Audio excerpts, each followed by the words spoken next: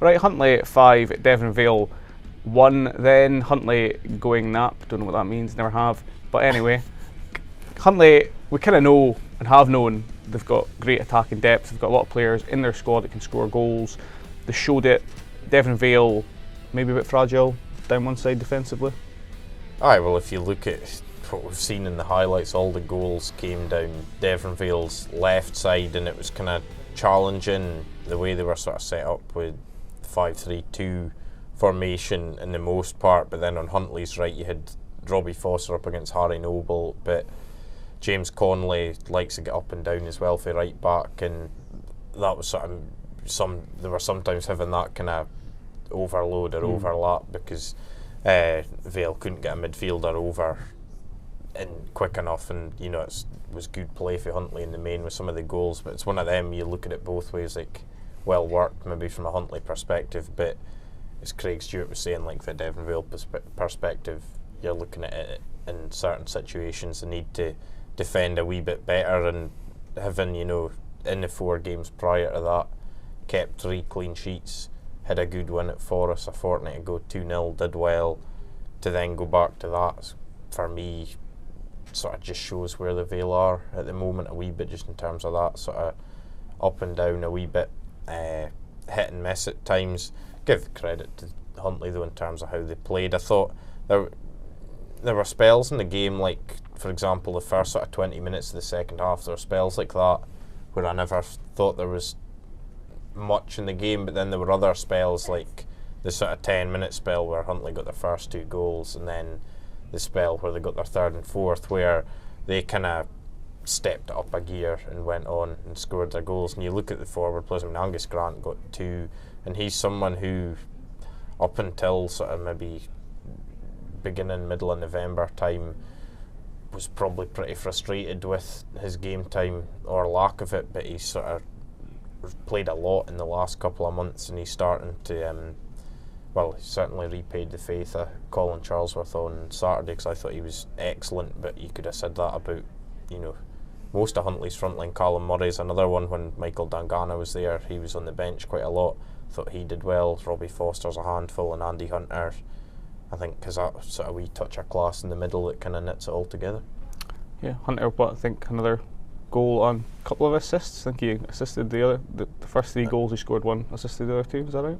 Yeah, that's correct. I mean, injured, I think we've talked about him before on the show, but injured quite a lot towards the end of his time with Inverurie Locos, but since he's got Huntly and kind of put a lot of fitness issues behind him, just at Highland League level, great player, great striker. That's 16 for him now, and it's, I mean, to be fair to Andy, I don't think it's the sweetest strike he's ever had, but they all count.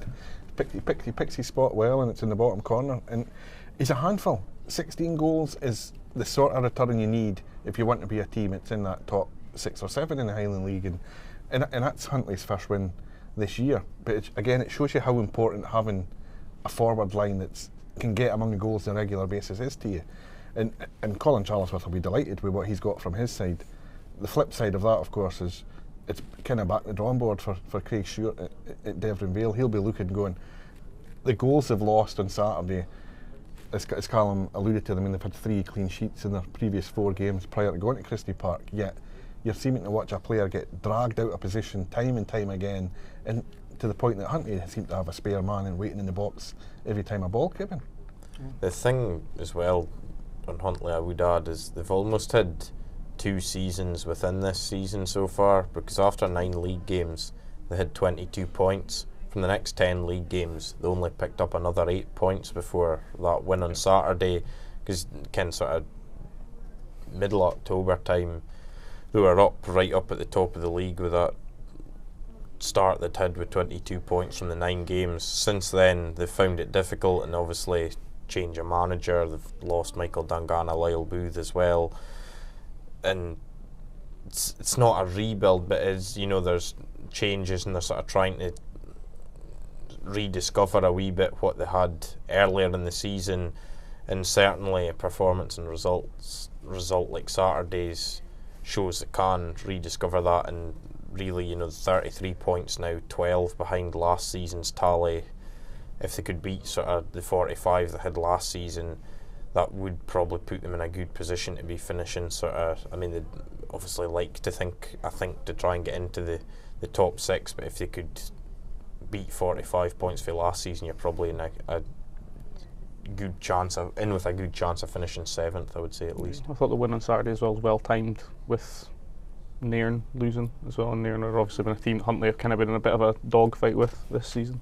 Aye, well, that was the thing. It sort of helps in that regard. And Turriff, I mean, obviously they'll have that game to play, but Turriff's game was off as well. So those are the 3 we've sort of looked at and spoken about. The kind of below that sort of established 6, if you will, Banks of Brechin, Buckeye, Brora, Fermartin, Fraserburgh. Those are the sort of 3 that maybe competing to try and get in there. So with the way things worked out on Saturday, it was a good day for Huntly, definitely. Alright, time for game 2 this week. No shortage of controversy in this one. It's Fraserburgh against Wick Academy from Bellslea. Okay, Fraserburgh 3, Wick Academy 0. Then let's start with the football before we move on to red cards and stuff like that. I thought Fraserburgh, even going down to 10 men later in the game, well on top. Quite soft defending from Wick Academy throughout. Maybe a touch of fortune to Logan Watt's goals, but I mean, he's in the right place. People getting in the box, yeah, and no one picking them up. Well, that's what I was going to say with his 2 goals. It's like if you get in the box and follow things in, there's always a chance. Good players, always a chance you'll get goals. But I mean, his first one, he sort of ran unchallenged, untracked all the way in, and second one's a bit the same. And then for the second goal in the middle, Willie West one, to leave somebody with his sort of aerial prowess unmarked at a free kicks, not something that Gary Manson will be particularly happy with. And I mean, I think Fraserburgh, we saw some of them in the highlights there. Ryan Sargent notably had a couple, but they did have other chances as well. But I think the thing is, if they're missing them, if you're Wick, if you can stay in the game, you don't know. But the manner of the goals they've given away are quite soft, and especially as well, we'll come to the red cards, but like once Josh Bolton is sent off and you've got that extra man, there is perhaps an opportunity there. And if they could have stayed in the game at 1-0, then you don't know what might have happened next. But from a Fraserburgh point of view, I mean, I thought they were. James Duthie afterwards wasn't particularly maybe glowing about the performance, but I thought they were pretty good overall. At the end of the day, they've kept a clean sheet, and it's 3 more points on the board. Right then, let's go on to the red card. So we'll start with Josh Bolton's red. For me, this one was easy enough. Like, to me, it's a red card because guilty as charged, I think, is the phrase we're looking for. Put his head on the boy, and like the thing would be frustrating for me if I'm on the Fraserburgh coaching team, is that in a sense the build up to it's something that Josh Bolton kind of engineers as well, because he like hauls the Wick player down, and I think his leg kind of like flicks up, and like the Wick player that he eventually has the entanglement with, he kind of like accidentally kind of flicks him with the boot, and that sort of leads to this sort of stramash that unfolds, and it just quite get up stupid. And walk away. Yeah. That's all you need to do. Get up and walk away. Connor Wood's reaction is telling, because he looks he at the just referee. goes like he's looking to see the referee seen that. I know. I think in fairness to Josh, I think as soon as it happened, he realised he'd made a mistake, and I think Gary Poulins, the Wick player, I think he was quite happy, gave him the sort of wee wave send off. But I think as soon as the red card came out, I think Josh Bolton knew it's one of them. But if a referee sees you moving your head like that, you haven't got much chance. Yeah. Okay, well that's one out of the way. That was an easy one. Now we come to Willie West's second yellow, and Mark Cowie, the Fraserburgh manager, subsequent sending off as well. Well, can I start with Willie West's second yellow card, because I didn't like saying this, but I think it's a horrendous decision, to be honest with you, because I've timed it. The ball is in Willie West's possession. It arrives at his feet. From when it arrives at his feet to when the referee blows up to go and give him a booking, it's 16 seconds. It's in his hands for 13 seconds. But this is the crucial thing for me. The referee blows his whistle, as in game's restarted, take the throw in. and then 6 seconds later he blows up to give him a second yellow card. I don't think Willie West was trying to time waste at all. I also think if you've got an issue with it, add it on. If the 10 seconds is that important to you, add it on at the end. There's not, I don't think, any shout from anybody, Wick Academy players or staff, like hurry up or anything like that. I just think like he goes to take the throw and it wasn't on and he turned back. Like I think if he'd waited another 3 seconds, he would have taken the throw. Player would have given him an like option, it's so it's like there are far more blatant cases of time wasting that you'll watch in every game than that. I don't think he was even trying to time waste. Cause the other thing as well is it's not like it was 1-0 and Fraserburgh were down to 10 and they were hanging on and you were trying to pinch a few seconds.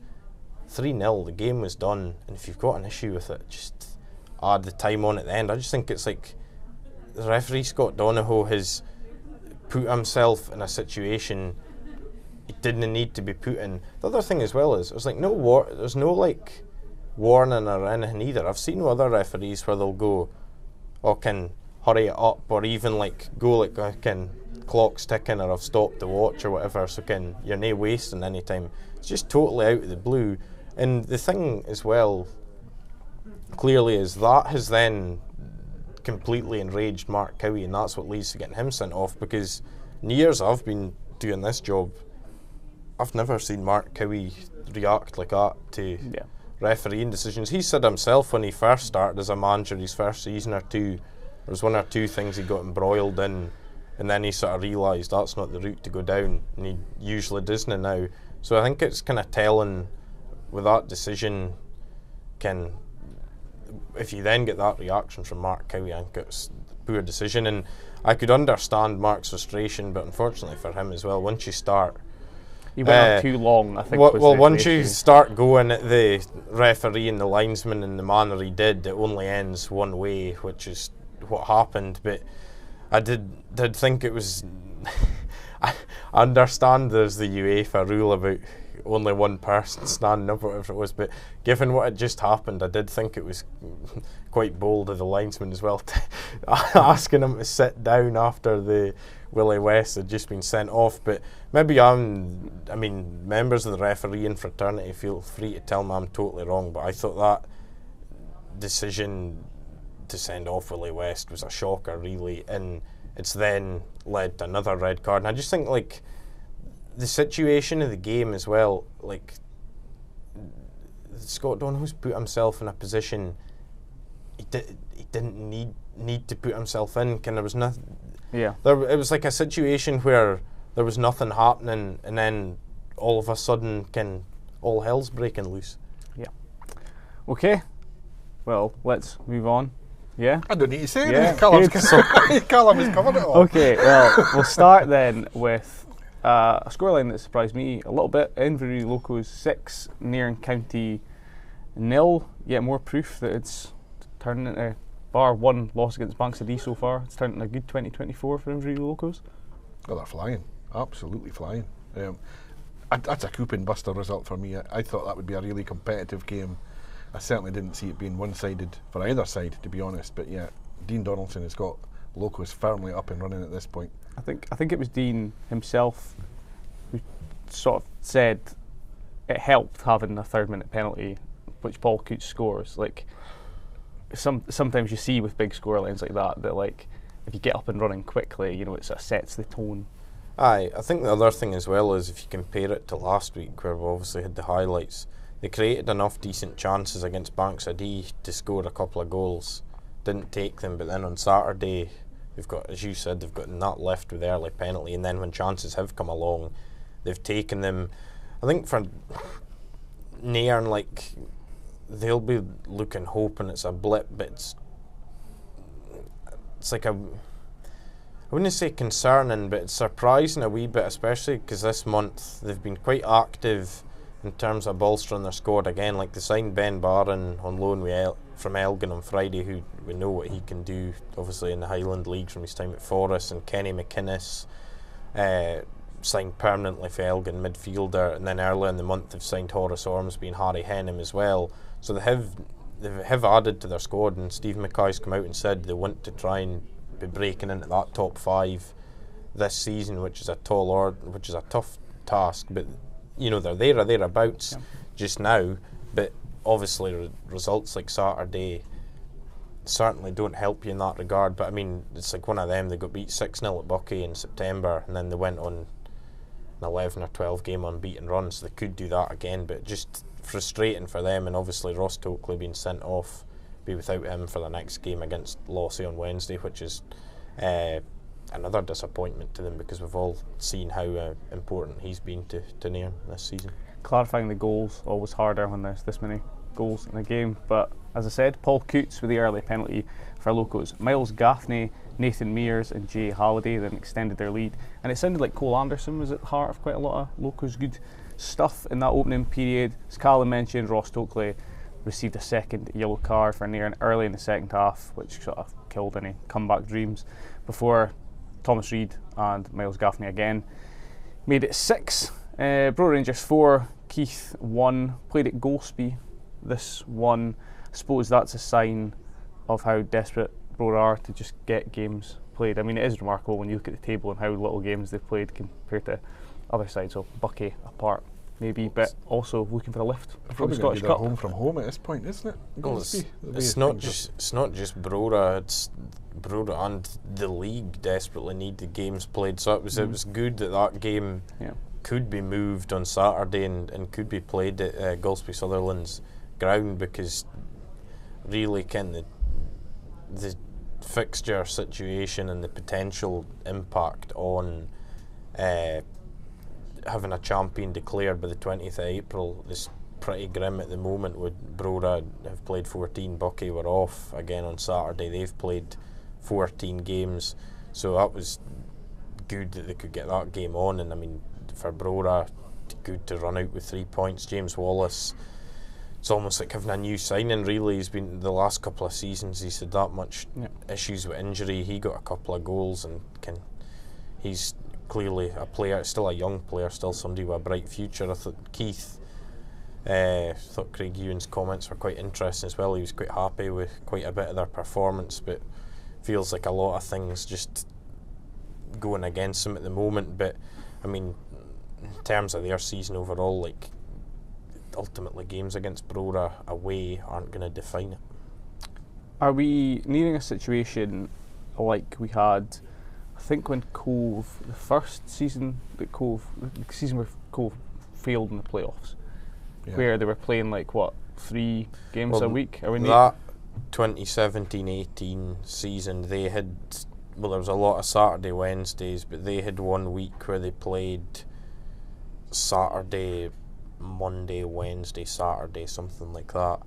And I don't think we're quite at that yet, but it would, it perhaps wouldn't take a lot for us to be in that situation. I mean, the interesting thing for me with Brora is, and we're sort of waiting to find out, but I think you might have the potential where more games are either played at Golspie, and potentially, like, if that's unavailable, like Grant Street or something as well.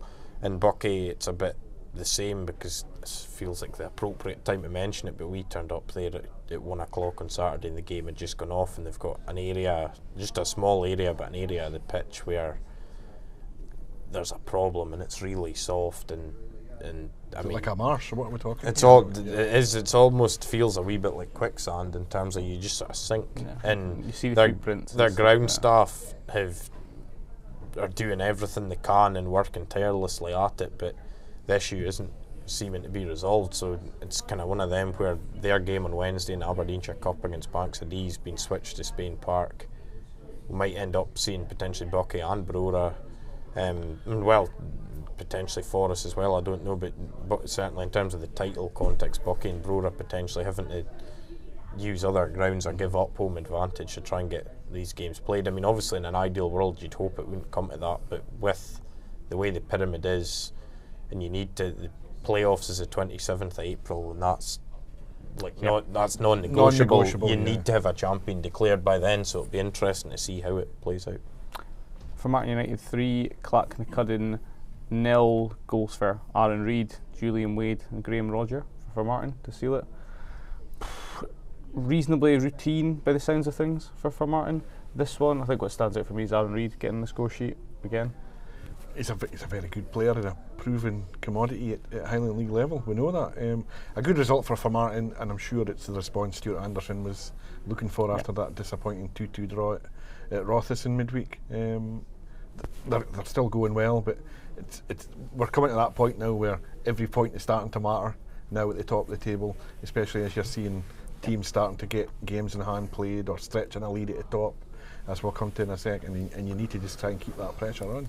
I think for Clark, it's one of those results, even though Clark got beat, where you sort of find that both managers come out with reasonably happy. Obviously for Martin have won, but Conor Gethins felt sort of Clark competed quite well and frustrated him for Martin quite well, but then sort of I think it was 2 goals in like 5 minutes or something just after the hour, sort of again finished the game off. But at the same token, you've seen maybe previously with Clark where in that situation could end up being 5 or 6, and they've stuck at it and kept it to 3. So I think they do leave with some positives, if not some points. Sort of a similar situation following Strathspey Thistle 1, Brecon City 6. Reading the post-match quotes, Strathspey not helped by the fact an own goal and a Ewan Loudon goal had Brecon 2 up by 16 minutes, but they get a goal back through Jack Davison before the interval, and I think Strathspey, having not played in 6 weeks, were reasonably happy with limiting it to 2-1 and being reasonably competitive in that opening period. After the break, Jamie Richardson scores, Grady McGrath scores twice, Mark Scott scores to make it 6-1, and the tin lid's firmly put on the result for Brecon. But it feels like one of those games where, as I said, like maybe both teams come away happy with certain aspects. Well, on Strathspey, firstly, having not played since the 16th of December, they were always probably going to be up against it. You're also up against the league leaders and champions, and it's a very difficult game, clearly. But again, games against Brecon aren't going to define Strathspey's season. If you look at their next 5 matches, they play Wick twice and Lossiemouth, and it's those sort of games against the sort of sides in the sort of bottom 6 that if they need to start picking up wins from, and then it would make things very interesting towards the bottom. If they don't pick up wins for those games, then they'll be up against it. For Brecon, I mean, They're putting the pressure on now. There's 5 wins in a row now in the league, and they're in that good vein, and I think they have strengthened well this month, and they've got goals coming for plenty areas. Jamie Richardson's a guy on loan for Dundee. He's been scoring. Danny Handling came in and scored last Wednesday. McGrath will always score you goals. Mark Scott chips in. So they've got a lot of goals in their team. And the thing as well is, right now, they're in the box seat very much. You look at the table, they're 4 points clear of Banks of D, having played a game less. For Martin are 7 behind, Fraserburgh are 8 behind, and they've played the same number of games as Brecon. You couldn't rule those sides out yet, but you're needing Brecon slip-ups. And then Buckie are 12 behind with 5 games in hand, and Brora are, I think, 18 behind with 5 games in hand. And that's the thing is, although those games in hand, if they win them, they're right there. It's tough, and you've got to go and win them. Brecon have got the points on the board. I mean, the one thing that maybe gives everyone hope is, like, Brecon they've still got to play Buckie twice, still got to go to Fraserburgh, they've still got to go to Brora, they've still got to play Banks of D at Glebe Park. But at the same time, there's no Brecon could go and win those games, and then you're probably streaking away with it. I mean, even for those 5 fixtures I've mentioned, even if they say to take someone like 9 points out of those 5 fixtures, you're probably still left in a very strong position. I mean, right now, having played the games and got the points on the board, they're in a very good position, and they don't look like slowing down anytime soon. I'd agree with that. I mean, I think Brora and Buckie are still very much. Definitely still in it, but it's just it's tough when you've got those games to play. I probably actually expect both of them to win most of their games in hand to get right up there, but the schedule is going to take its toll at some point, and that could be in a crucial head-to-head game against one of the other sides round about them. The thing I was going to add as well, I was on about Breedon, mentioned those 5 games against like other contenders.